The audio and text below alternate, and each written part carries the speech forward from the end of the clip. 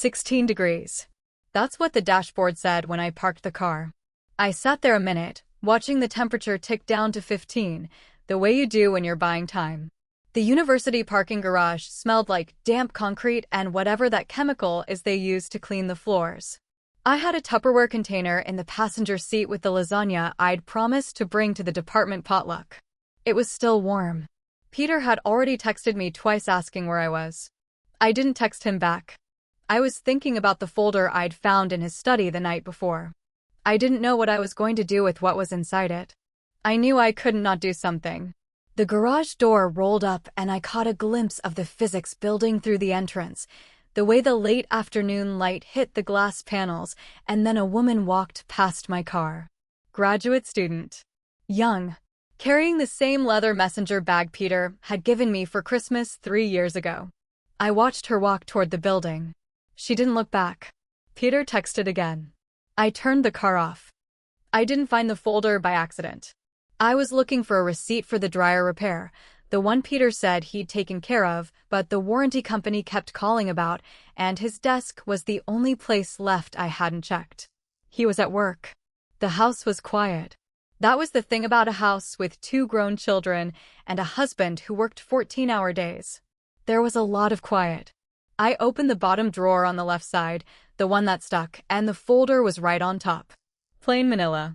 No label. Not the kind of thing Peter usually left lying around. Which is why I opened it. My handwriting was on the first page. I'd know my own handwriting anywhere, even if I hadn't seen it in context for years. The calculations were from the algorithm I'd been working on, the one Peter had asked me to help with because he said he was stuck on the optimization.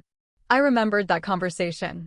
He'd come home frustrated, thrown his bag on the kitchen counter, said the grad students were useless and the postdocs couldn't think outside their training. I was making dinner. I'd said, "Show me." He'd pulled out his laptop and I'd looked at the code, the same way I'd looked at his code 100 times in grad school, and I'd seen the problem inside of 10 minutes. "You're trying to minimize on the wrong axis," I told him. "You should be using a spatial filter. Let me think about it." He'd kissed my forehead and said, "You're a lifesaver." The folder had 18 months of my work in it. My notebook sketches. My calculations. My refinements. My corrections. I'd been keeping a lab notebook at home, the way I used to in the real lab, because Peter said the university couldn't pay me and I needed to keep track of the work if I ever wanted to use it for a publication. He'd said that. He'd said, "Your work." I'd believed him. I flipped to the last page. The patent filing was dated 3 weeks ago. Peter Blanchard, sole inventor. No mention of my name. Not as a co-inventor, not as a contributor, not even in the footnotes. Just my work, cleaned up and polished and submitted under his signature. I closed the folder. Then I opened it again. My handwriting was on every page. I didn't stop reading until I knew the date. The date was April 3rd. I remembered April 3rd because it was the day Peter came home late and said he'd had to stay for a committee meeting, and I'd made him a plate of leftovers and left it in the microwave because he said he wasn't hungry. I'd sat in the living room watching a show I didn't care about, waiting for him to finish eating, but he never came to the table. He went straight to his study and closed the door. I told myself he was tired. I told myself he was stressed. I told myself I was being needy. I turned off the television and went to bed alone. That was the night he filed the patent. I didn't sleep that night. I sat in the kitchen with a cup of tea that went cold and thought about what I was going to do. I could confront him. I could call a lawyer. I could let it go. I'd let so many things go over the years. His late nights. His dismissal of my ideas. The way he'd stopped asking what I thought about things and started telling me what he'd already decided. I'd told myself that was what marriage was. You make room, you make space, you let your partner take up more than a share because that's what love looks like. But love had never looked like this. Love had never looked like my handwriting on a piece of paper with my name erased. I didn't have a name for what that was. I just knew I couldn't unsee it. Peter came home the next night and I was waiting for him in the kitchen. The dryer receipt was on the counter. He looked at it, then looked at me, and I saw the calculation happening behind his eyes. He knew I'd been in his study. He knew I'd found something. But he didn't know what. I gave him the receipt. I didn't say anything about the folder. I wanted to watch him. I wanted to see how he'd behave. He took the receipt, said, "Thanks for finding that," and went to pour himself a glass of whiskey. He didn't ask what else I'd seen. That was the first moment I knew he was hiding more than just the patent. If it had just been one thing, he would have asked. He would have wanted to know if I'd found it. He didn't ask because he knew there were too many things to hide. "Peter," I said, "the students are coming over for dinner tomorrow night. The ones from your research group. You forgot to tell me." He paused with a whiskey bottle in his hand. "I didn't forget. I was going to tell you." "You didn't," I said. "What time? I don't know." 6:76, I said. "I'll make lasagna." He smiled at me. It was a good smile. The kind of smile that had made me fall in love with him 30 years ago, when we were both graduate students and I thought he was the smartest person I'd ever met. He'd walked into the computational methods seminar 15 minutes late with a coffee stain on his tie and a half-written proof that nobody in the room could follow, and I'd been the one who raised my hand and asked him to explain the second line. He'd looked at me like I was the first person who'd ever understood him. He'd looked at me like I mattered. That smile had faded over the years, but I could still see the shape of it when he wanted something. "Thanks, Claire," he said. "I don't know what I'd do without you." I wanted to say, "You'd have to do your own goddamn work." Instead I said, "You'd figure it out." He didn't hear what I meant. He never did. The students arrived at 6:15 the next night. I'd made lasagna from scratch, the way his mother used to make it, the way he said nobody could make it anymore. I'd told myself I wasn't doing it for him. I was doing it because I wanted to watch the young woman with the messenger bag. Her name was Rebecca. She was 27, maybe 28, and she had the kind of quiet confidence that came from being the smartest person in the room and knowing it. She was Peter's top graduate student. His protege. The one he'd mentioned over dinner 100 times, always with that particular tone of admiration that I'd thought was professional. I'd thought a lot of things. Rebecca sat at the kitchen table with the other students and laughed at Peter's jokes and asked questions about his latest paper. She knew the material. She knew it better than the others. I watched her lean in when Peter spoke, the way you lean in when you're interested in someone, the way I used to lean in when I was interested in him. It wasn't just about the work. It was about the way he made her feel seen. That was his gift. He could make you feel like you were the only person in the room. He'd made me feel that way for years. Until one day he stopped. I never thought to ask why. After dinner, I was in the kitchen washing dishes. Peter and the students were in the living room, and I could hear them through the wall. I heard Rebecca's voice, then Peter's laugh, then something that sounded like a hand on an arm. I dried my hands and walked to the doorway. Rebecca was leaning forward on the couch. Peter was sitting across from her. His hand was on her knee. He took it off when he saw me. He didn't even try to hide the gesture. He just removed his hand and said, "Claire, we were just talking about the conference in Seattle." "I thought you were going to that conference with the department," I said. "Plans changed. Rebecca has a paper she's presenting. I'll be her co-author. It's a good opportunity for her." "Right," I said. "A good opportunity." Rebecca looked at me. There was something in her expression that I couldn't read. It wasn't guilt. It wasn't defiance. It was something closer to recognition, the way you recognize someone when you've been hearing one version of their story and you're seeing a different one in person. She looked at me like she was seeing me for the first time. I wondered what Peter had told her about me. I wondered if she knew I'd done 18 months of work for him without pay. I wondered if she'd ever seen my handwriting on his desk. "Thanks for dinner, Claire," she said. "The lasagna was amazing. I've never had it made that way." "His mother's recipe," I said. "He likes it." "I can see why," she said. She didn't look at Peter when she said that. She looked at me. That was when I knew she knew something. They left around 9. Rebecca was the last out the door. She lingered by the coat rack, putting on her scarf slowly, and I had the feeling she was waiting for something. I didn't know what. She looked at me once more, and then she was gone. Peter shut the door behind her and came back to the kitchen. "Good night," he said. "You didn't have to do all that." "It's what I do," I said. He kissed my forehead. I stood there while he walked to the stairs, and I watched him go up, and I listened to his footsteps on the landing.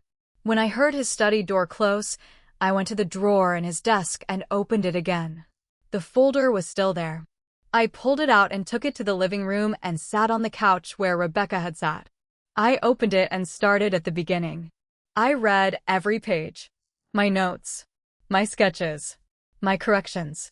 The patent application with Peter's name alone. I don't know how long I sat there. Long enough for the house to go cold. Long enough for the streetlights outside to turn the living room into a dim grid of orange squares.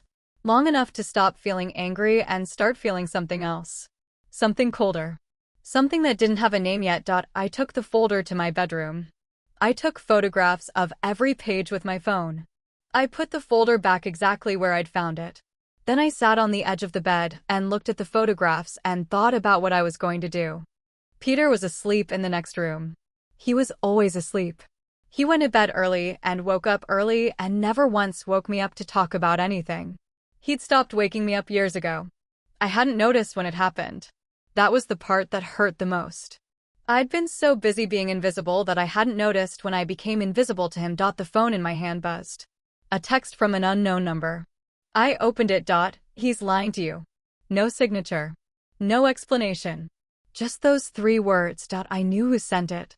I knew because the timing was too precise, because whoever it was had waited until the students left, because Rebecca Torres was the only one who'd looked at me like she saw something she wasn't supposed to see. I didn't text back. I turned my phone off and put it on the nightstand and lay down next to the space where Peter wasn't. In the dark, I started making a list in my head. I'd always been good at lists. That was what I was good at. Organizing. Structuring. Finding the pattern in the noise. I started with the patent filing. I added the hand on the knee. I added the text I'd just received. I added the bank statements I'd seen in his study drawer 3 weeks ago, the ones I hadn't thought about twice, because I'd assumed they were part of a grant. I added the $6,000 that had left our joint account last month with no explanation. I didn't know where the list was going. I just knew I wasn't done with it yet. 3 things happened the next week. None of them were accidents. The first thing, I called Margaret Chin. I'd met Margaret 5 years ago at a university fundraiser, the kind of event Peter dragged me to twice a year so people could see he had a wife. She was a patent attorney. She specialized in intellectual property disputes in the biomedical field. She'd asked me what I did, and I'd said, I'm Peter's wife, and she'd said, no, what do you do? I'd told her about my background, briefly, the way you do when you're not sure if the person is genuinely interested or just making conversation. Margaret had listened. She'd said, if you ever want to come back to work, call me. I know people who need people like you. I'd thanked her and forgotten about it. I didn't forget about it now. I found her number in my contacts and called her from the car, parked on a side street 3 blocks from the house where Peter couldn't hear me. She answered on the second ring. Claire Blanchard. I remember you. I need to talk to you about something, I said. A patent. I'm listening. The second thing, I went to the bank. Peter and I had a joint account, and I'd never thought twice about it. I used it for groceries and utilities and the occasional dinner out. Peter used it for everything else, or so I'd assumed. I asked for a statement going back 12 months. The teller printed it without a question. I took it to the corner coffee shop, sat down, and went through every line. Most of it was normal. Restaurants. Groceries. A payment to the university for something I didn't recognize. Then I found the recurring transfers. $600 a month to an account I didn't recognize. It had been going on for 9 months. The account number wasn't one I'd ever seen. It wasn't a university account. It wasn't a retirement fund. It was just an account, and $600 a month was disappearing into it. I looked at the date of the first transfer. 9 months ago. 18 months ago was when Peter had asked me to help with his optimization problem. 9 months ago was when he'd started working with Rebecca. I didn't need a calculator to do the math. The third thing, I went to the university library. I'd kept my old ID card, the one from my graduate school days, and it still worked on the library system. I found Rebecca's dissertation proposal. It was in the digital repository, dated 6 months ago. Peter was listed as her advisor. The acknowledgments thanked Peter Blanchard for his guidance and mentorship. There was no mention of me. There was no mention of any woman named Claire. But reading between the lines, I could see my work. The optimization algorithm I developed was referenced in her methodology. Peter had given her my work. He'd handed her my 18 months of labor and called it his. I closed the laptop and sat in the library corral and listened to the silence. I used to love that silence. I used to spend hours in places like this, working alone, happy to be working alone. I'd married Peter because I thought he was the only person who could keep up with me. I thought we were a team. I thought we were building something together. I was wrong about so many things. I called Margaret again from the library phone bank. She picked up on the first ring. I need you to tell me what my options are, I said. First, tell me exactly what happened. I told her. The optimization problem. The 18 months of unpaid work. The notebook with my signatures. The patent filing. The sole inventor status. The date. The phrase he'd used when he found me in his study the next morning, after I'd put the folder back. I hadn't told Margaret that part yet. I'd been saving it. He said, Claire, you shouldn't be going through my things. Not, I shouldn't have filed this without you. Not, I'm sorry. Just, you shouldn't be going through my things.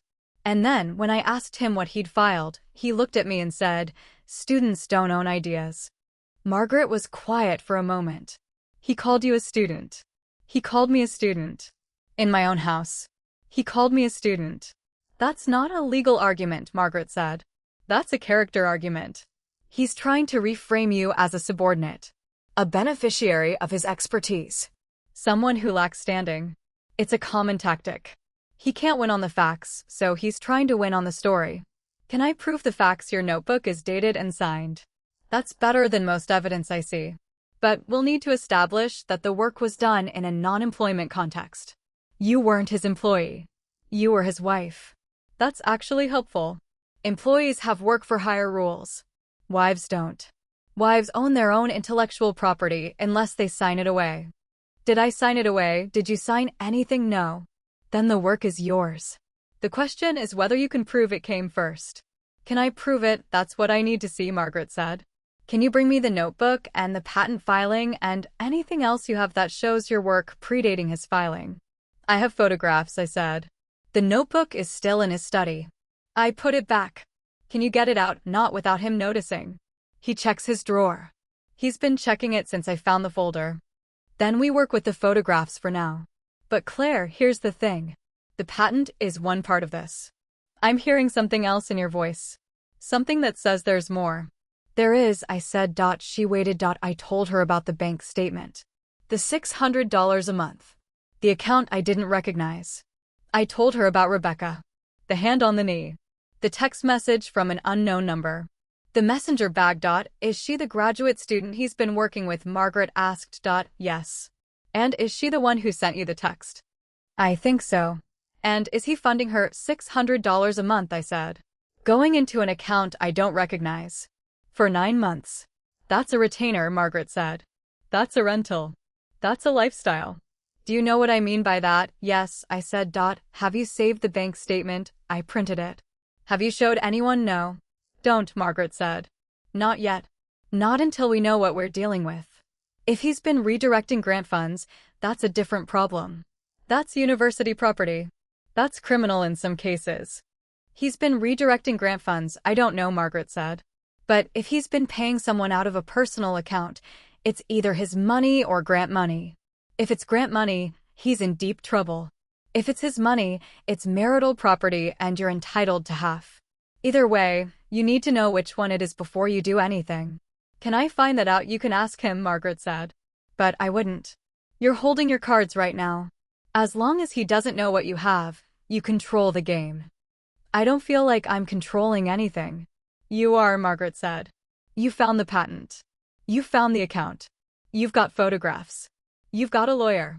That's more than he has. He has a secret. You have a case. That's a different kind of power. I didn't feel powerful. I felt like I was standing in a room that kept getting smaller. But I didn't tell Margaret that. I thanked her and hung up and sat in the library corral and thought about what she'd said. A few hours later, I was home making dinner when the doorbell rang. I opened it. Rebecca Torres was standing on my doorstep. Alone. Can I come in? She said. I stepped aside and she walked past me into the hallway. She looked around the house like she'd never seen it before, which I knew wasn't true. She'd been here for the lasagna night. She'd sat on my couch and talked to my husband with his hand on her knee. But now she looked different. Smaller. Younger. Like she'd just realized the house was a real place with a real woman living in it. Is Peter home? She said. No. He has a faculty meeting. Good, she said. I need to talk to you. About what? She pulled out her phone. She scrolled to a screen and held it up for me to see. It was me, she said. The text. I sent it. I know. She put the phone down. He told me you were separating. He told me you were getting a divorce. He told me you weren't interested in his work anymore. I believed him because I wanted to believe him. He made me feel like I was the only person who understood him. I know that too, I said. But that's not the only thing. She was talking fast now, the way you talk when you're trying to get something out before you lose your nerve. He asked me to help him with the patent. The one he filed. He said he needed someone to check the math. He showed me the notebook. The one with your handwriting. I recognized it because I'd seen your handwriting in his office before. He'd left it out on the desk and I'd seen it, and I knew it wasn't his handwriting. I asked him about it. He said it was from a previous student. He said the student had left the program, and he was using her notes as a starting point. He said students don't own ideas. He said that to you too. He said it to everyone, Rebecca said. I heard him say it in a department meeting once.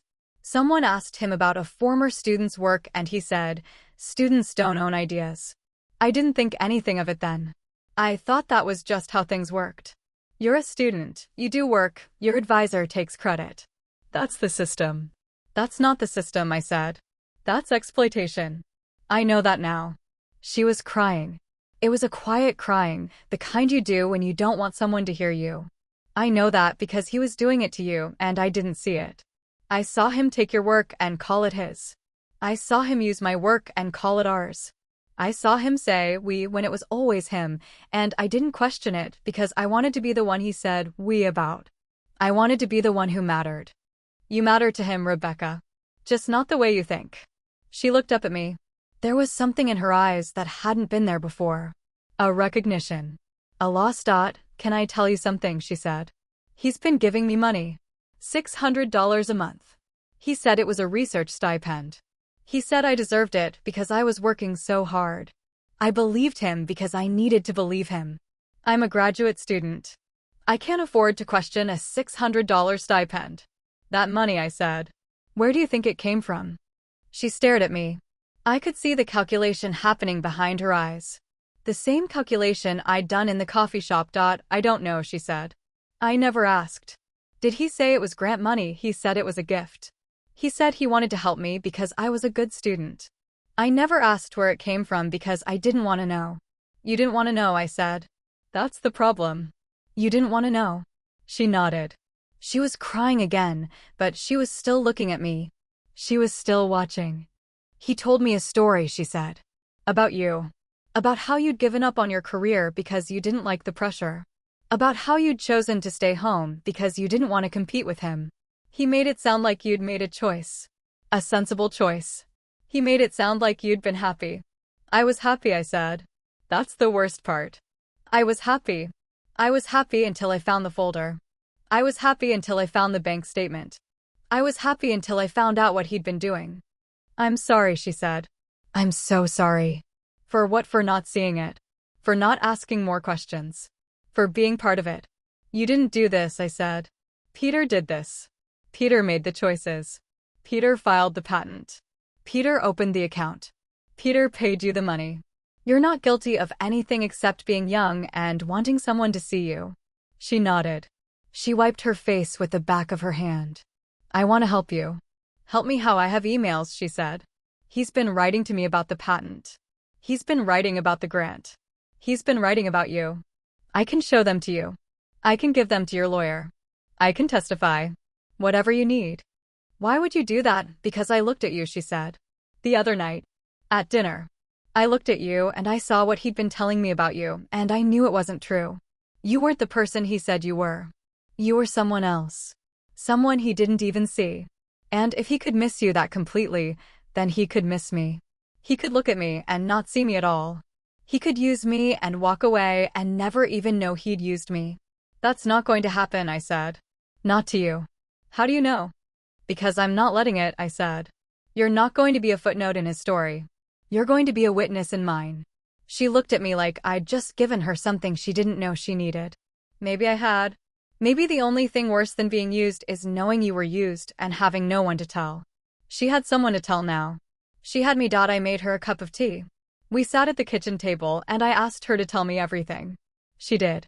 She told me about Peter's late nights in the lab, about the conferences they'd attended together, about the hotel rooms he'd booked and the way he'd explained them as budget allocations. She told me about the emails he'd sent her, the ones he'd told her to delete. She told me about a manila folder he'd shown her, the one with my handwriting, and the way he'd laughed when she'd asked who'd written it. He said, "That's nothing to worry about. That's just old work. She doesn't need it anymore." "Who's she?" "He didn't say your name," Rebecca said. "He just said she." "Because he couldn't say my name," I said. "If he said my name, he'd have to admit I existed." That was the moment I knew what I was dealing with. It wasn't anger. It wasn't jealousy. It wasn't revenge. It was something simpler. Peter had erased me because it was convenient. He'd written me out of his life because the story was easier to tell without me in it. I wasn't a person to him anymore. I was a supporting character. A footnote. A name he'd stopped saying because the saying didn't matter. I didn't cry. I'd stopped crying somewhere between the folder and the bank statement. That was the part that surprised me most. I thought I'd be destroyed by it. I thought I'd fall apart. Instead, I just sat there, listening to a 27-year-old woman tell me about my husband's affair, and I felt nothing but a quiet, steady clarity. He'd taken my work. He'd taken my trust. He'd taken my name. He wasn't going to take anything else. I took Rebecca's phone and scrolled through her emails. I photographed everyone that mentioned me, or the patent, or the grant. I photographed the one where Peter had written, "The funding's being moved to a discretionary account. Don't worry about the details." I photographed the one where he'd said, "We're going to have to keep this quiet until the patent clears. After that, we can talk about your future." I gave her phone back. "I'm going to need you to send me copies of everything." "I will," she said. "I'll send them tonight." "What did you think he meant by your future in that email?" She looked at me. "I thought he meant a job. I thought he meant a publication. I thought he meant a recommendation letter. I thought he meant all the things I'd been working for. I didn't think he meant anything else." "Rebecca." "Yes, he didn't mean a job. He didn't mean a publication. He didn't mean a recommendation letter. He meant he was going to bring you into his lab as a postdoc. He was going to keep you close. He was going to keep using your work. He was going to keep paying you $600 a month and calling it a grant. And you were going to keep believing him because you were so grateful for the attention that you couldn't see the trap." She was quiet for a long time. Then she said, "When did you figure that out?" "When I saw the bank statement," I said. "When I saw how long it had been going on.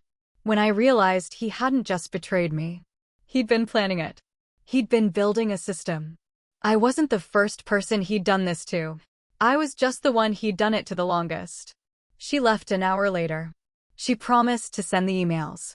She promised to keep the secret. She looked at me on the doorstep and said, "I don't know how you're doing this." "Doing what?" "Sitting there. Being calm. Talking to me like I'm a person and not the person who slept with your husband." "You didn't sleep with my husband," I said. "You slept with someone who was pretending to be my husband. The real one stopped existing a long time ago. I'm just catching up." I closed the door. I went to the kitchen and poured myself a glass of wine and sat in the dark and thought about what I was going to do next. I had a notebook. I had photographs. I had a lawyer. I had a witness. Now I needed a stage. Margaret and I met for coffee 3 days later.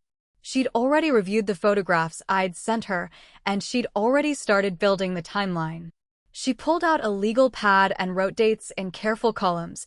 The first notebook entry, the first conversation where I'd solved the problem, the date Peter had asked me for help, the date I'd given him the completed algorithm, the date he'd filed the patent. "One thing I need you to understand," she said. "We can fight the patent. We can establish your prior work and force the patent office to add you as co-inventor. That's a 2 to 3 year process. Costly. Emotionally draining. And even if we win, you'll be sharing credit with him. He'll still be on the patent. Can we get his name taken off entirely? Not unless we can prove fraud. Intentional misrepresentation to the patent office. That's a higher bar. He'd have to have lied directly to the examiner, and I'd need documentation of that lie. The fact that he used your work without permission isn't fraud in the legal sense. It's theft. The patent office cares about who invented it, not how they got the materials. Then what's the point? Margaret put her pen down. The point is that you have a piece of paper with his name on it, and you have 18 months of documentation proving he didn't do the work. That gives you leverage. You can use that leverage to force a settlement. Co-inventorship. Royalties. A written agreement that he can't use your work without your permission going forward. You can also use it to make his life difficult. Patent disputes are public. His colleagues will see the filings. His department chair will see the filings. His grant funding agencies will see the filings. A dispute of this nature casts doubt on his reputation. And reputation matters to someone like him. He's a department chair, I said. He's built his career on his reputation. Exactly, Margaret said. So we have to decide whether we're going after the patent or whether we're going after something else. What else is there? She looked at me the way you look at someone when you're about to tell them something they might not want to hear. The grant, she said. The money he's been redirecting.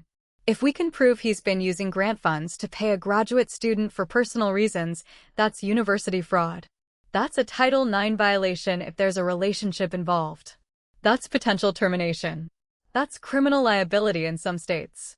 It's also a much shorter legal process. The university has its own investigative arm. They don't like fraud. They especially don't like fraud that looks like it could expose the university to a lawsuit. You're saying I should go after the grant, not the patent. I'm saying you have a choice, Margaret said. You can fight for the patent and win recognition for your work. Or you can fight for accountability and win the end of his career. You can't do both. Not easily. Not with the resources you have. Which one does he fear more, losing his reputation? Margaret said. Without hesitation. The man spent 18 months claiming your work as his own because he needed to maintain his position. He's terrified of being exposed. He's built his entire life on the fiction that he's the smartest person in the room. If that fiction collapses, he collapses. I didn't say anything for a long time. I watched the coffee cool in my cup and thought about Peter in his study, Peter at his podium, Peter in his department meetings, Peter smiling at the dean, Peter shaking hands with grant officers, Peter telling everyone how hard he worked, how brilliant he was, how much he contributed to the field. I'd believed him. I'd married him. I'd given up my career for him. I'd spent 18 months working for him for free because I wanted to help him succeed. And now I was sitting in a coffee shop with a lawyer who was telling me I could destroy him. You know what the worst part is? I said. Tell me. I'm not angry. I thought I'd be angry. I thought I'd want revenge. But I don't. I just want him to stop lying. I want him to look at me and admit what he did. And I want everyone else to see it too. Not because I want to punish him. Because I want them to know the truth. That's more dangerous, Margaret said. That's the most dangerous thing you can do. You can't control who believes the truth once it's out there. You can't control how they interpret it. You can't make them see what you see. You can only put the evidence in front of them and let them decide. Then that's what I'll do. I told Margaret about the university gala. It was coming up in 4 weeks. Peter had already mentioned it 3 times. He was being honored for his research contributions. He was delivering a keynote. The dean was going to be there. The major donors were going to be there. The entire department and their spouses were going to be there. He's going to be the center of attention, I said. He's going to stand up in front of everyone and talk about his work.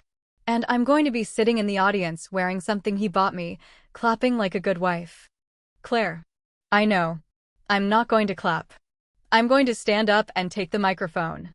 Literally. I'm going to present the original notebook. Every page is dated and signed. 18 months of my work, his patent, my name absent. The dean's in the audience. The university's general counsel is in the audience.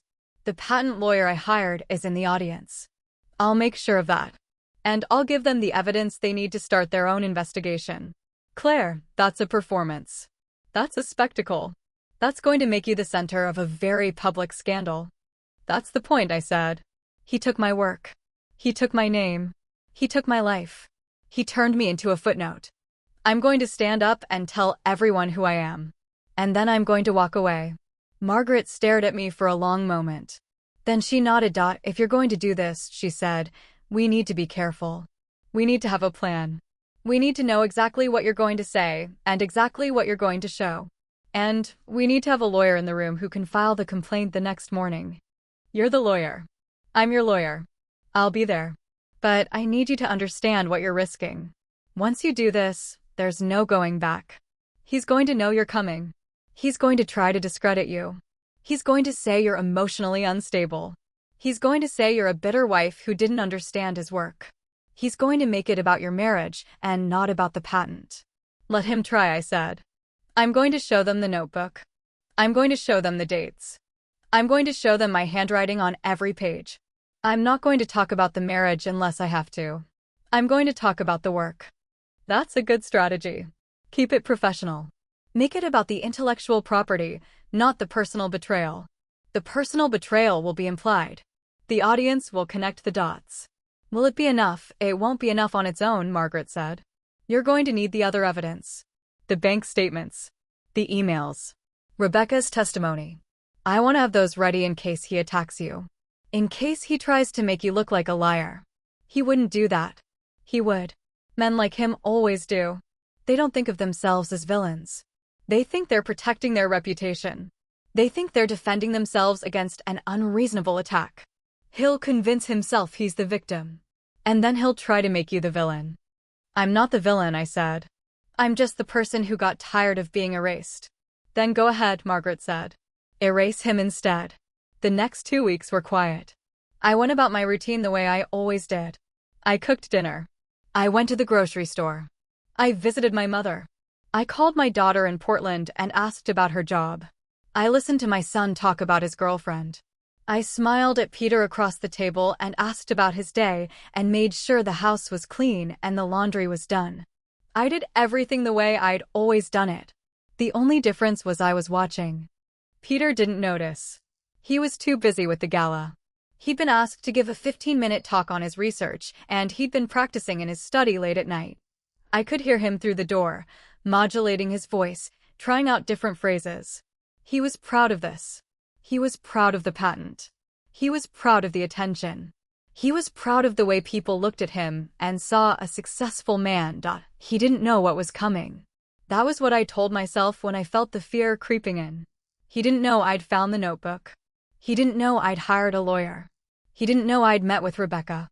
He was preparing a speech about his work, and I was preparing a speech about the truth. I kept the notebook in my closet, hidden in a box of old sweaters. I'd gone back into his study one afternoon when he was at work and taken it.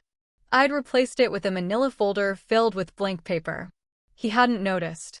He probably wouldn't notice until he needed to present the patent documentation, and by then it would be too late. By then I'd have already shown the original to everyone who mattered. 2 days before the gala, Peter asked me to have dinner with him in the city. Not the usual early dinner at the neighborhood restaurant. A proper dinner. A reservation at a place he'd have to book weeks in advance. I said yes. I wanted to see what he wanted. The restaurant was downtown, the kind of place with white tablecloths and waiters who brought you bread without being asked. Peter was wearing a jacket I'd never seen before.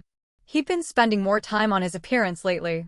I hadn't thought anything of it until now. Claire, he said. I want to talk to you about something. Okay. The gala. The keynote. I've been thinking about what I'm going to say. That's good. You should be prepared. Part of it is about the patent. The optimization algorithm. The work I've been doing. I nodded. I didn't say anything. I wanted to see how far he'd go. I've been working on it for years, he said. Years of effort. Years of trial and error. And now it's finally getting recognized. Years, I said. Years, he repeated. It's been a long road. But it's been worth it. You know how much this means to me. You've been so supportive. Have I? Of course you have. You've always been supportive. I don't tell you that enough. I should tell you more. He reached across the table and took my hand. I let him. I wanted to see if he could keep going. You've been a good wife, Claire. A good partner. I know I don't always say that. I know I'm not always there. But I appreciate everything you do. I couldn't have gotten to where I am without you. It was the first time he'd said that. Ever. He'd said thank you before, in that absent way you thank someone for doing something you expected them to do. But he'd never said he couldn't have done it without me. He'd never said I was essential. Why are you telling me this now? I asked. Because I wanted you to know. Before the gala. Before everything gets busy. I wanted you to know that I see you. I see what you've given up for me. He did. He actually thought he was saying something generous. He thought he was giving me a gift. I took my hand back. I smiled at him. I appreciate that, Peter. Really. I do. Are you okay? He said. You seem tense. I'm fine. Just tired. I know you've been working hard. The house. The kids. Everything. You deserve a break. You should take some time for yourself after the gala. Do something nice. I will, I said. I watched him eat his dinner. He talked about the gala. He talked about his speech. He talked about the future. He talked about how exciting it was to finally get the recognition he deserved. He never once mentioned my name. He never once mentioned the 18 months I'd spent working on his algorithm. He never once mentioned the notebook I'd kept, the calculations I'd done, the code I'd written, the corrections I'd made. He never once mentioned that any of it had been mine. He looked at me across the table and asked if I was ready to go home. I told him I was. I paid the check. I'd started paying the check a few years ago, after Peter stopped carrying cash. I'd never thought anything of it. I thought I was helping. I thought I was contributing. I thought I was being a good partner. When we got home, I went to the closet and opened the box of old sweaters. The notebook was there. I took it out and held it in my hands. The leather cover was worn. The pages were filled with my handwriting, page after page, 18 months of my life in black ink and blue pen and one page in purple, because I'd run out of the other colors and had to borrow my daughter's pen. I opened it to the first page. November 15th, 18 months ago. Initial problem statement: spatial optimization in medical imaging. Potential axis correction identified. Peter asked me to look at it. Thinks I can help. I'd been so proud of that moment. I'd been so happy to help. I'd been so eager to be useful. I closed the notebook and put it back in the box. I put the box in my suitcase. I zipped the suitcase closed and put it in the corner of the closet where Peter wouldn't see it. I had everything I needed. I had the notebook. I had the bank statement. I had the emails. I had Rebecca's testimony. I had Margaret's card in my wallet. Now I just had to wait 2 more days. Then I was going to stand up in front of everyone and tell them who I was. The morning of the gala, I woke up before Peter. I always woke up before him. That was something I'd gotten used to over the years, the way you get used to a draft in the winter. You don't notice it until you think about it, and then you can't stop noticing it. I lay in bed and watched the ceiling and thought about what I was going to do. I'd been over the plan 100 times. Margaret and I had rehearsed it. She'd be in the audience. I'd be at the table with Peter. The dean would be at the head table. The university's general counsel would be at the dean's table, because the dean always invited his senior staff to events like this. I'd made sure of that by calling the dean's office myself, pretending to be Peter's assistant, confirming the guest list. The general counsel was on it. So was the provost. So was the chair of the university's Research Integrity Committee. I'd also made sure Rebecca wasn't on the guest list. I'd called her the night before and told her to stay away. She'd argued. She'd wanted to be there. She'd wanted to witness it. I'd told her that wasn't her job. Her job was to be ready to testify when the investigation started. Her job was to protect herself. She'd agreed, but I could hear the disappointment in her voice. She wanted to see Peter's face when the truth came out. I wanted to see it too, but I didn't want her to be in the room when it happened. She'd already been through enough. Peter got up at 7. He was already in a good mood. He'd been in a good mood for weeks. The recognition, the attention, the validation. He was going to stand in front of 300 people and tell them he was a genius, and they were going to believe him. He didn't know I was going to stand up afterward and tell them the truth. Claire, he called from the bathroom. Did you pick up the suit from the cleaners? It's hanging in the closet. And the speech, did you print out the speech? It's on the desk. Good. Good. This is going to be a great night. I can feel it. I could feel it too. I just didn't feel it the same way. He left for the university at 10. He had a pre-event meeting with the dean. He'd be gone until late afternoon. That gave me 5 hours. 5 hours to get ready. 5 hours to pack. 5 hours to make sure I had everything I needed. I went to the closet and opened the suitcase. The notebook was on top. I took it out and opened it to the first page. November 15th. 18 months ago. I'd been so careful. I'd signed every page. Every single page. Margaret had told me that was the detail that would make the case. Not the content of the notebook, although the content was strong. The signatures. The consistency. The fact that I'd written my name on every single page, in my own handwriting, with the date, month after month. Proof that I'd been there, that I'd done the work, that I'd never stopped being a scientist even when I'd stopped getting paid for it. I put the notebook in my bag. I put the bank statement in my bag. I put the printed emails in my bag. I put the list of dates and times in my bag, the one Margaret had helped me make, the one that showed every conversation I'd had with Peter about the algorithm, every time I'd solved a problem for him, every hour I'd spent on his research without compensation. I put my phone in my bag. I put Margaret's card in my pocket. Then I went to the bathroom and started getting ready. I'd bought a new dress for the occasion. Red. Not the kind of red you wear to blend in. The kind of red you wear when you want people to look at you. I'd never worn red to a university event before.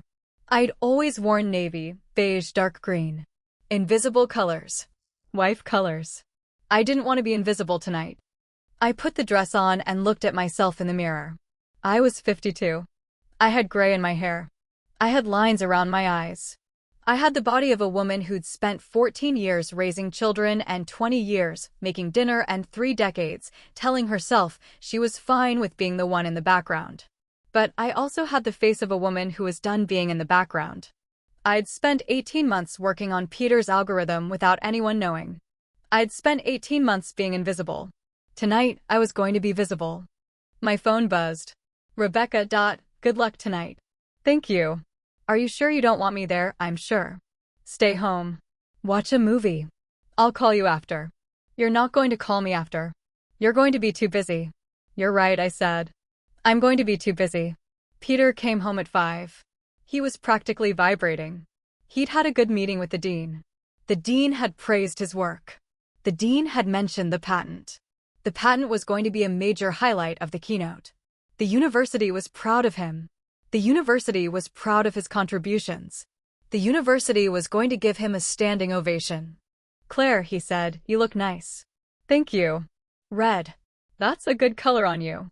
I thought so. He was putting on his suit. He was adjusting his tie. He was practicing his speech in his head. He wasn't looking at me. He was looking at himself in the mirror, and he was seeing a successful man about to be celebrated. Ready, he said. Ready. We took one car. He drove. He talked the whole way. The speech. The audience. The honor. The future. The recognition. The validation. Everything he'd been working for. Everything he'd finally achieved. He didn't ask me how I was feeling. He didn't ask me what I was thinking. He didn't ask me if I was nervous. He didn't ask me anything. He was too busy being the center of his own story. The gala was at the university's conference center, the kind of place that looks expensive because it's designed to look expensive. Crystal chandeliers. White tablecloths. Silverware that weighed too much. I'd been to 100 of these events. I'd always hated them. I'd always felt like an imposter. Tonight, I didn't feel like an imposter. Tonight, I felt like I was exactly where I was supposed to be. We found our table. Peter was sitting at the head table with the dean and the provost. I was at a side table with the spouses and the junior faculty. That was fine. That was better than fine. I didn't want to be sitting next to Peter when it happened. I wanted to be able to see his face. Margaret was 3 tables away. She caught my eye and nodded. She was wearing black. Professional. Unnoticeable. She looked like she was there to observe, which she was. I looked like I was there to make a scene, which I also was. The dinner was long. The speeches were longer. I ate my salmon and listened to the dean talk about the university's commitment to innovation. I listened to the provost talk about the importance of research funding. I listened to a donor talk about how he'd given money to the university because he believed in the future of science. I nodded at the right moments. I smiled at the right moments.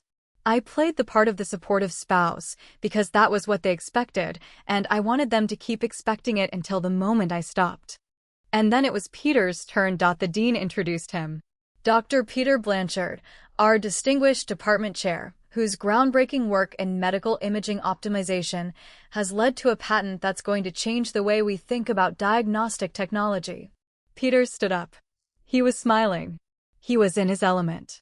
He adjusted his tie and walked to the podium and looked out at the audience. He took a moment. He let the applause build. He was good at that. He was good at making people wait for him. Thank you, Dean, he said. Thank you all for being here. It's an honor to stand in front of you tonight and share some of the work we've been doing in my lab. We. That was the first word that got my attention. He said we. He meant himself. He always meant himself. But he said we because it sounded more collaborative. It sounded like he had a team. It sounded like he wasn't alone. It sounded like he was sharing credit when he wasn't sharing credit at all. He talked about the problem. The optimization issue. The spatial filter. The breakthrough. He used the language I'd used. The phrases I'd written in my notebook. He called them his. He said, I discovered. He said, I developed. He said, I realized. He didn't say my wife. He didn't say my research assistant. He didn't say the person who spent 18 months working on this without pay. He didn't say anything about me at all. I sat there and listened to him say my words. I watched him use my research. I watched him claim my work. I watched him smile at the audience and wait for their applause, and I felt something I hadn't expected. I felt tired. Not angry. Not hurt.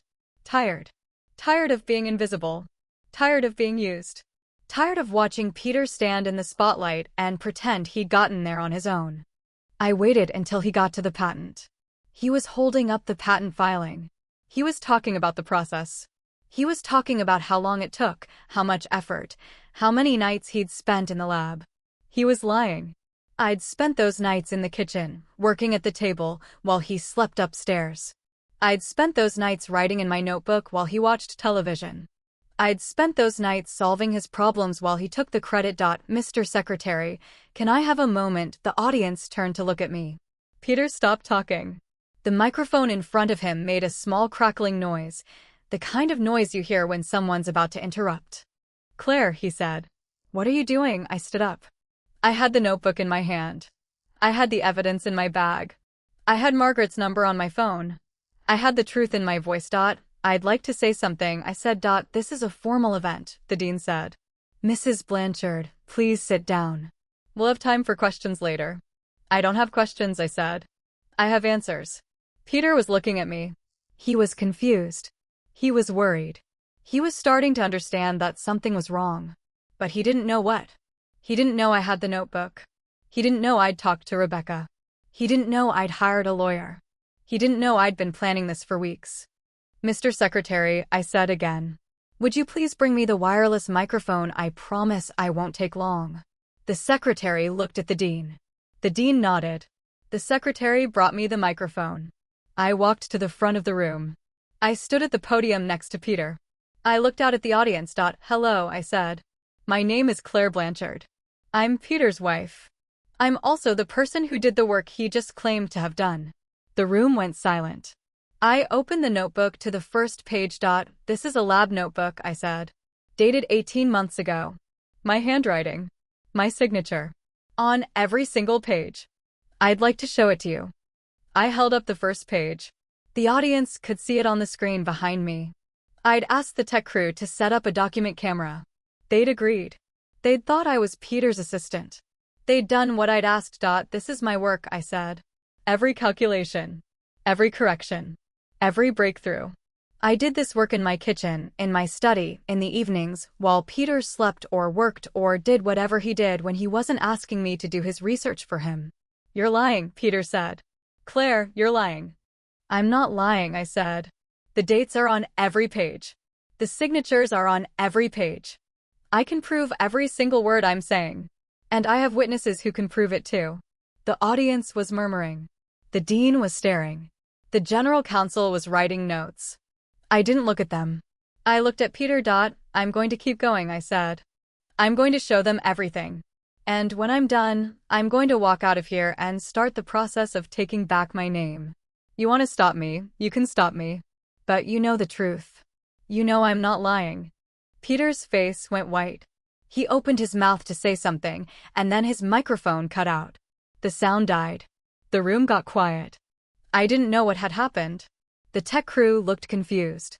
The secretary looked panicked. The dean was standing up, starting to walk toward us. I took a breath. I looked at the audience. I was shaking, but I was still standing. And my name is Claire Blanchard, I said. This is my notebook. This is my work. And I'm not leaving until everyone in this room knows the truth about who did the work for Dr. Peter Blanchard's patent. I stood there with the notebook in my hands and waited for the room to settle down. The room didn't settle down. It erupted. I heard my name from a dozen directions at once, some voices sharp with recognition, others confused, a few angry. The dean was still walking toward the podium, his hand raised like he was trying to part a crowd. Peter stood frozen beside me, his face cycling through emotions I'd never seen on him before. Confusion. Fear. Rage. The look of a man who'd just realized he was about to lose everything and had no idea how to stop it. Mrs. Blanchard, the dean said, reaching the podium. I'm going to have to ask you to step aside. This is not the appropriate venue for what I said. For telling the truth, for showing the evidence, for standing up in front of everyone and saying I was erased from a patent I should have been on. The dean looked at Peter. Peter looked at the floor. The dean looked at me again, and I saw something shift in his expression.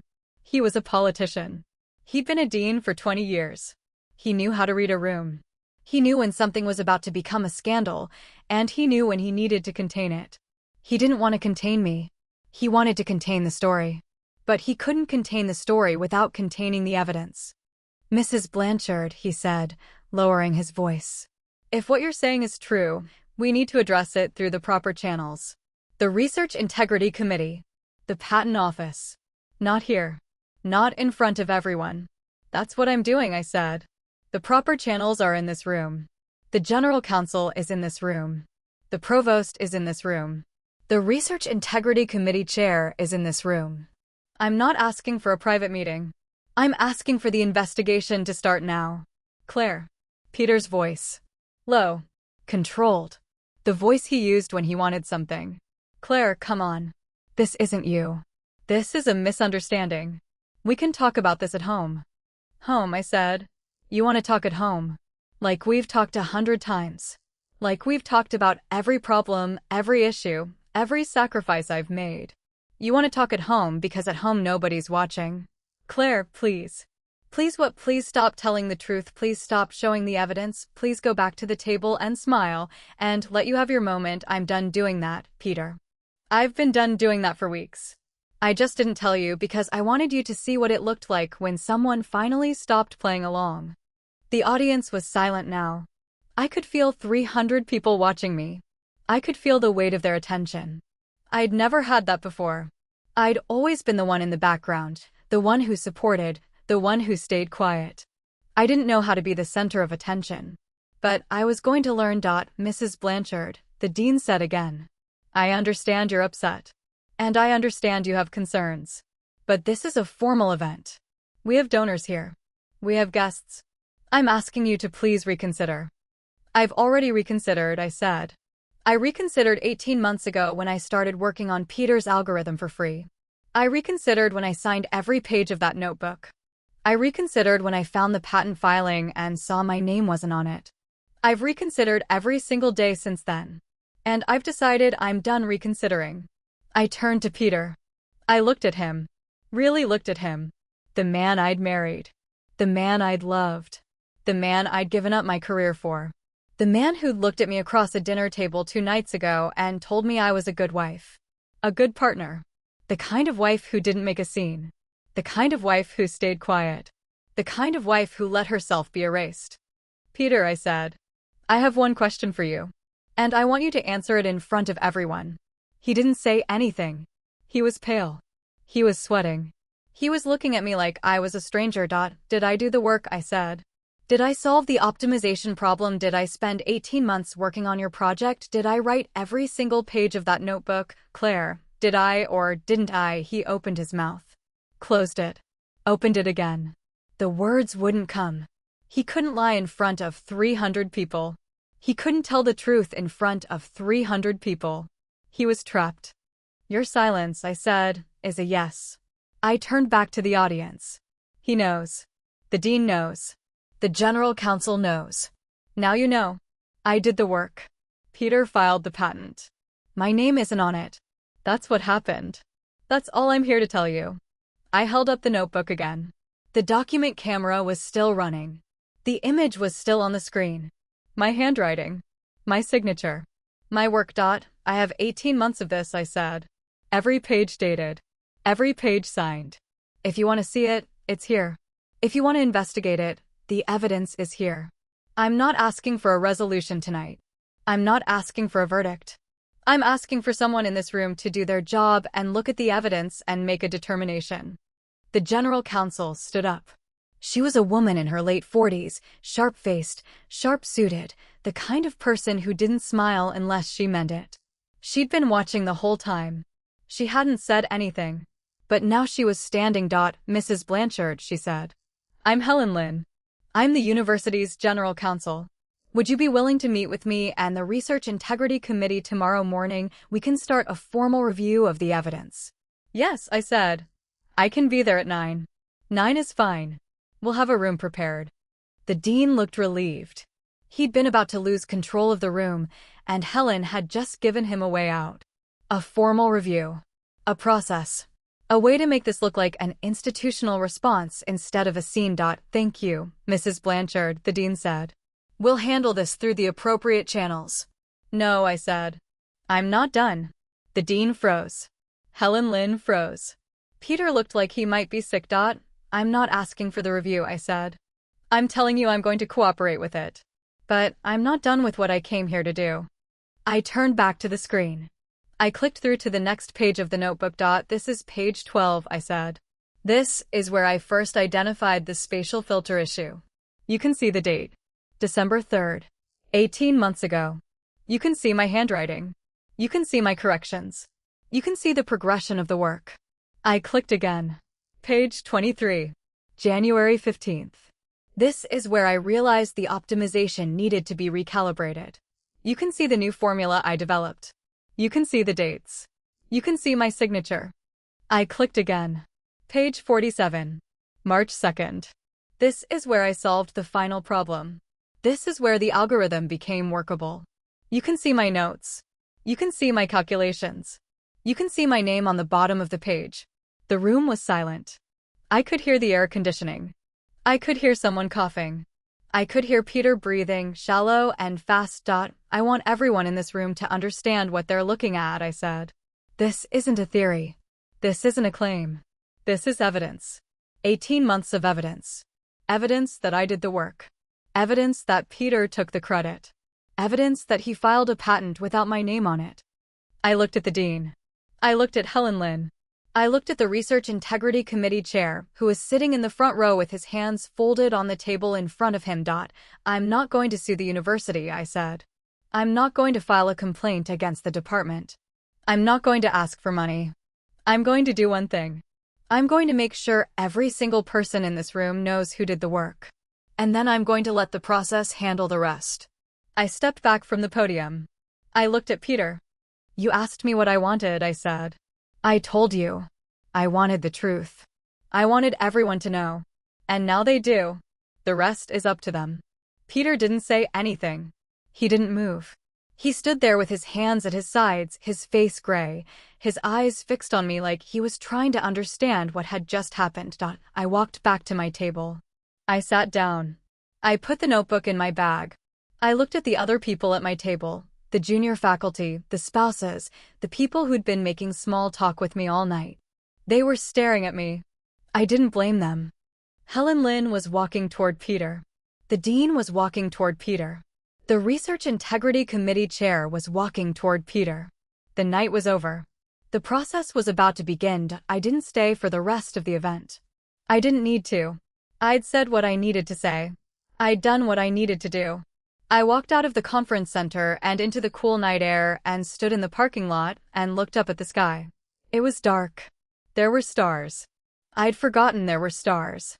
I'd been so busy looking at Peter's face for the last 30 years that I'd stopped looking at anything else. My phone buzzed. Margaret. How did it go exactly as planned? I'll see you tomorrow at 9. We'll file the complaint together. Thank you. Clara. Yes, you did good. Thank you, I said again. I got in the car. I sat there a moment, the engine off, the silence around me. It was the first time I'd been truly alone in weeks. Not lonely. Alone. There was a difference. I'd been lonely for years. Alone felt different. Alone felt like I had room to breathe. I didn't go home. I couldn't. The house was empty. Peter was still at the gala, or maybe he'd left, or maybe he was sitting in the conference center with his head in his hands. I didn't care. I didn't want to be there. I wanted to be somewhere else. Somewhere that wasn't his. I drove to my daughter's old apartment. She was in Portland now. The apartment was empty. The lease was up at the end of the month. I had a key. I let myself in and sat on the floor in the living room and looked at the bare walls and the empty kitchen and the bedroom where she'd slept when she was still young enough to need me. I had no idea what I was going to do tomorrow. The investigation would take months. The patent challenge would take years. The divorce would take however long it took. I didn't have a plan. I didn't have a timeline. I didn't have anything except a notebook and a bag of evidence and the certainty that I was never going to be erased again. My phone buzzed again. This time it was Rebecca. I saw it on the news. The university's website posted an update. They're launching an investigation. Good. Are you okay? I'm fine, I said. I'm better than fine. I'm glad, she said. You deserve to be okay. So do you. I know, she said. I'm working on it. I hung up. I turned off the phone. I lay down on the floor and closed my eyes and let myself feel nothing for the first time in 18 months. It wasn't peace. It wasn't freedom. It wasn't victory. It was just the quiet after the noise. I'd done what I needed to do. The rest was out of my hands. The next morning, I woke up on my daughter's floor with a stiff neck and the light coming through the bare windows. I'd slept in my dress. I'd slept without a pillow. I'd slept better than I'd slept in weeks. The quiet had done that. The absence of Peter's breathing in the next room. The absence of his footsteps on the stairs. The absence of his presence in every corner of the house. I'd been sleeping next to a man for 30 years, and I hadn't realized how much space he'd been taking up until he wasn't there. I went to the bathroom and splashed cold water on my face. I looked at myself in the mirror. The same gray hair. The same lines around my eyes. The same woman who'd stood up in front of 300 people and told the truth. She was still there. She looked tired. She looked older. She also looked like someone who wasn't going to apologize for anything. I changed into the clothes I'd packed in my suitcase the night before. Black pants. A gray sweater. Comfortable shoes. I was going to meet with the university's Research Integrity Committee, and I wanted to look professional. I wanted to look like someone who belonged at a university meeting, because that was what I was. I wasn't just Peter's wife. I was a researcher. I was a scientist. I was the person who'd done the work. I was going to walk into that room and remind them of that. Margaret met me in the parking lot. She was carrying a leather briefcase that matched her shoes, which matched her jacket, which matched her expression. She looked like she was about to go to war, which she was. Did you sleep? She said. On the floor. That's not sleeping. It's close enough. I brought coffee, she said. Black. No sugar. You look like you need it. I took the coffee. I drank it. It was hot and bitter, and it woke me up faster than anything else could have. We walked to the administration building together. I didn't say anything. I didn't need to. Margaret knew what we were doing. She'd been preparing for this moment for weeks. The Research Integrity Committee met in a conference room on the 3rd floor. I'd never been in that room before. I'd never had a reason to. I'd always been the spouse of a department chair, not the subject of a university investigation. The room was small. Table in the center. Chairs around it. Helen Lynn was there, the general counsel from the night before. The provost was there. The committee chair was there. 3 other people I didn't recognize. They were all looking at me. Mrs. Blanchard, the committee chair said. Thank you for coming. I understand this is a difficult situation. It's not difficult, I said. It's straightforward. I did the work. Peter filed the patent.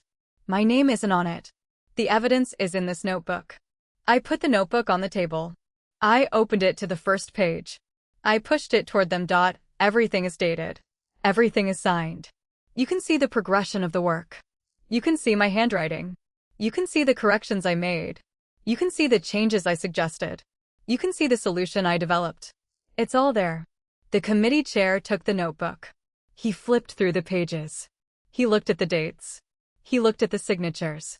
He looked at the notes. He passed it to Helen Lynn. She passed it to the provost. They looked at it together. They looked at each other. They looked at me. This is extensive documentation, the provost said. How long did you work on this project? 18 months. Was there an agreement in place, a contract of verbal understanding about who would own the work? No. I was his wife. I was helping him. I wasn't working for him. I was working with him. At least, that's what I thought. And you discovered the patent filing when 3 weeks ago. I found the filing in his study. It had been submitted 4 days before that. My name wasn't on it. The committee chair wrote something down.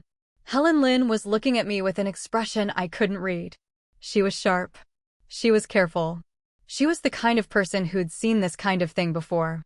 Not this specific situation, maybe, but the shape of it. A man taking credit for a woman's work. It wasn't new. It was just new to me. Is there more evidence? The committee chair asked. I have bank statements, I said. I have emails from Peter to Rebecca Torres, a graduate student in his lab, discussing the funding. I have records of payments made to her account from Peter's discretionary fund. I have copies of those documents with me. I pulled out the printed emails. I pulled out the bank statements. I pulled out the timeline Margaret and I had prepared. I put them on the table. Peter has been paying Rebecca Torres $600 a month for 9 months. He called it a research stipend. He didn't tell her where the money came from. I've spoken with her. She's willing to testify. Helen Lynn leaned forward. Are you suggesting Dr. Blanchard used grant funds for personal purposes? I'm suggesting someone should look into it. I'm not suggesting anything else. I'm just giving you the evidence I found. The committee chair took the documents. He looked at them. He looked at Helen Lynn. He looked at the provost. They were all doing the same thing. Calculating. Trying to figure out what this meant. Trying to figure out how much trouble Peter was in. Mrs. Blanchard, Helen Lynn said. I want to be clear about what happens next. We're going to launch a full investigation into the patent issue. We're also going to look into the funding issue. That will involve interviews with Dr. Blanchard, with Rebecca Torres, and with you. It will be a lengthy process. We'll keep you informed of our progress. That's all I'm asking for, I said. There's one more thing, she said.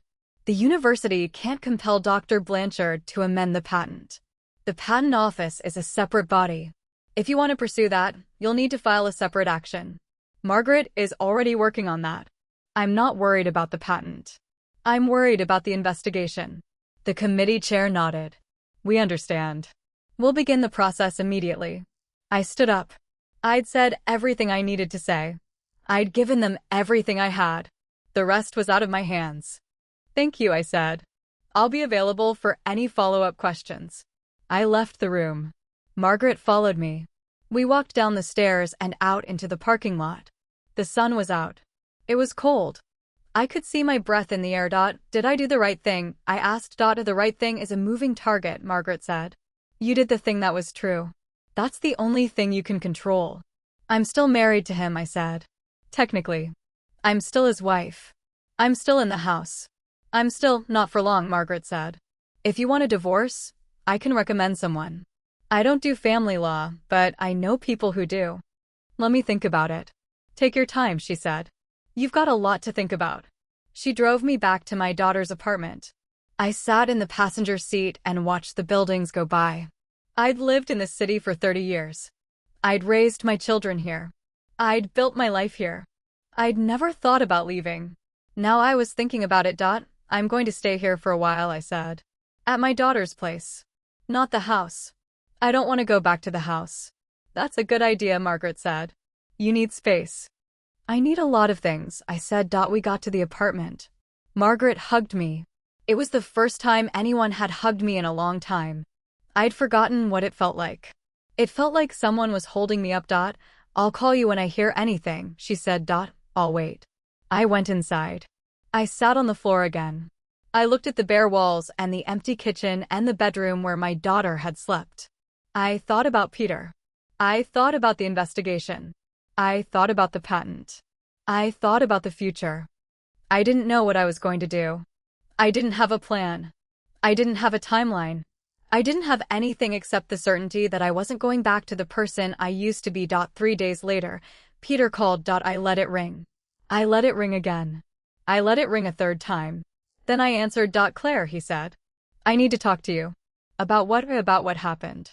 About the investigation. About everything. Okay, I said. Talk. Can we do this in person? I need to see you.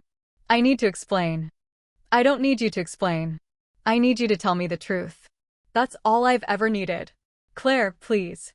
Just give me 15 minutes. That's all I'm asking. I thought about it. I thought about the 30 years I'd spent with him. I thought about the 18 months I'd spent working on his project.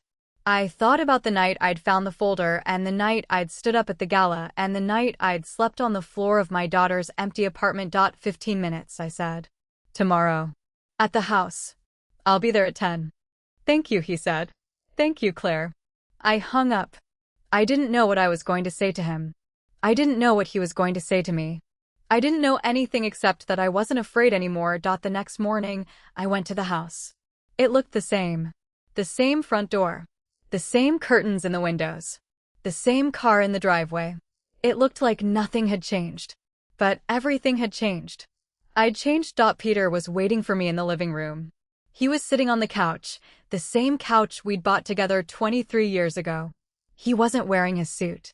He was wearing jeans and a t-shirt. He looked smaller than he used to. He looked like someone who'd been waiting for something he was afraid to hear. Claire, he said. Thank you for coming. I said I'd come. I'm here. Sit down. Please. I didn't sit down. I stood by the window.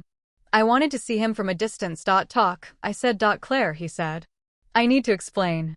You need to explain, I said. That's what you said on the phone. You need to explain. So explain. He leaned forward.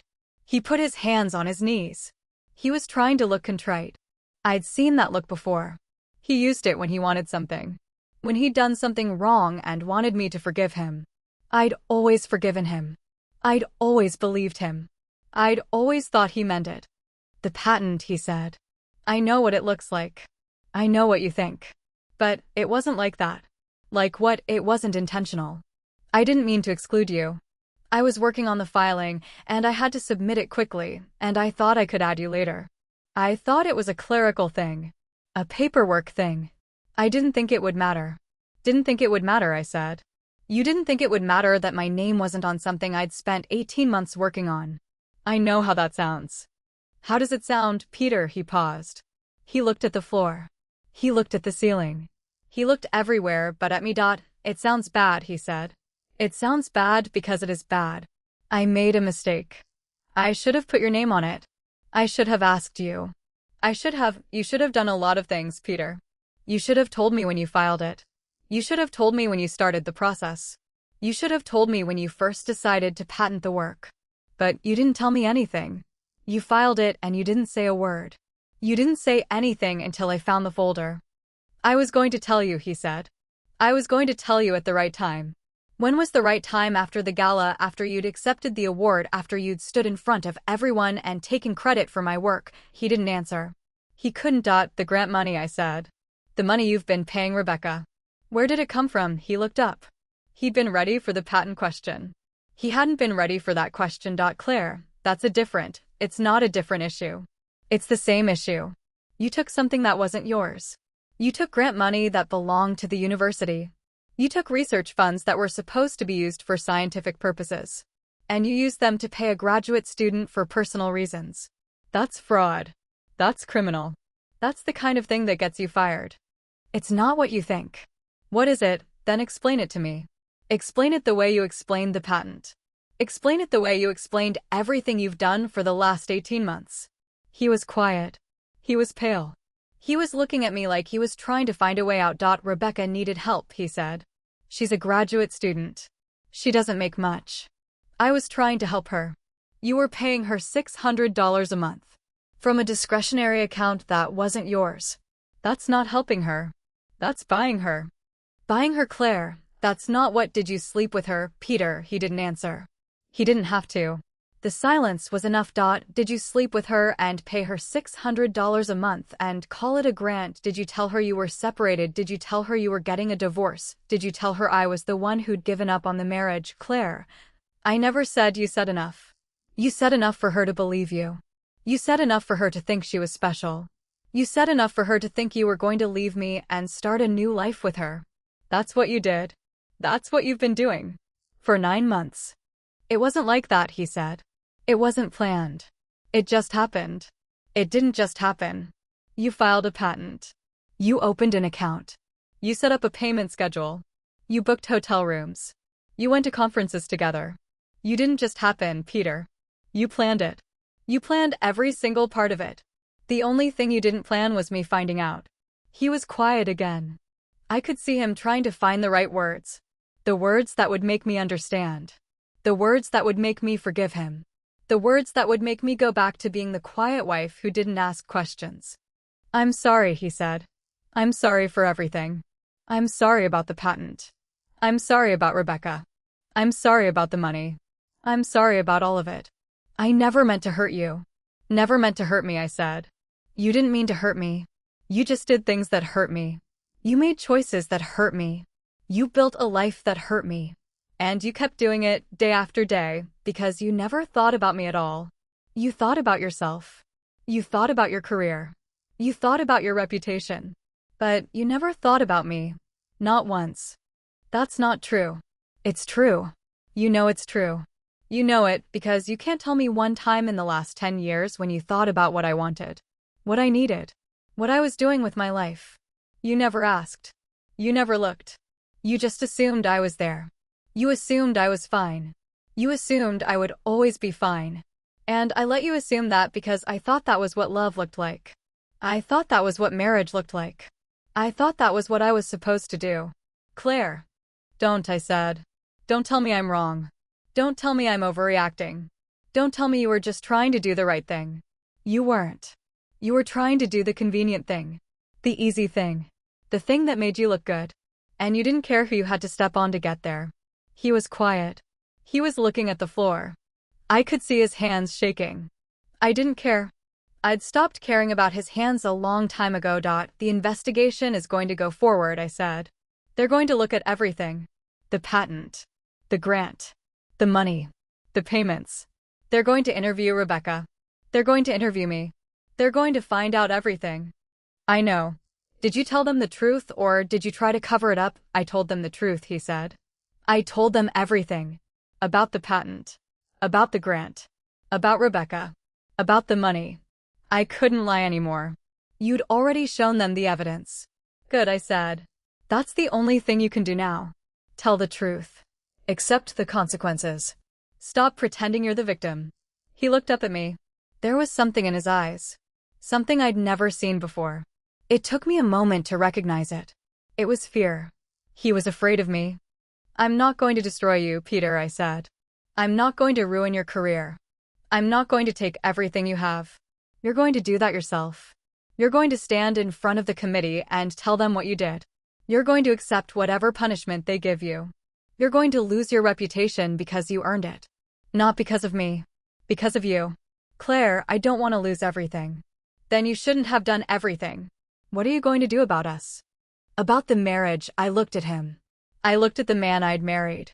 The man I'd loved. The man I'd given everything to. I thought about all the years we'd spent together. All the dinners. All the conversations. All the nights I'd lain awake while he slept. All the moments I'd told myself I was happy. I'm going to file for divorce, I said. I'm going to ask for what I'm entitled to. The house. Half of our assets. The patent, if I can get it. The notebooks, which are mine. And I'm going to walk away. That's all, that's everything. That's all I want. Claire, I can't lose you. I can't lose the marriage. You're the only thing that's kept me going. You're the only thing that's made my life worth living. No, I said. You don't get to say that. You don't get to say I'm the only thing that's kept you going when you spent 18 months erasing me. You don't get to say I'm the only thing that's made your life worth living when you made my life not worth living. You don't get to say any of that. Not anymore. He was crying now. I'd seen him cry before. At his mother's funeral. When our daughter was born. I'd always thought it was genuine. I'd always thought it was real. Now I couldn't tell. I didn't want to tell Peter, I said. I used to think you were the smartest person I'd ever met. I used to think you were brilliant. I used to think you were going to do great things. And you did. You did great things. You just didn't do them by yourself. You did them with me. You did them because of me. And you never once acknowledged that. You never once said thank you. You never once said I was part of it. You took my work and you called it yours. You took my life and you called it yours.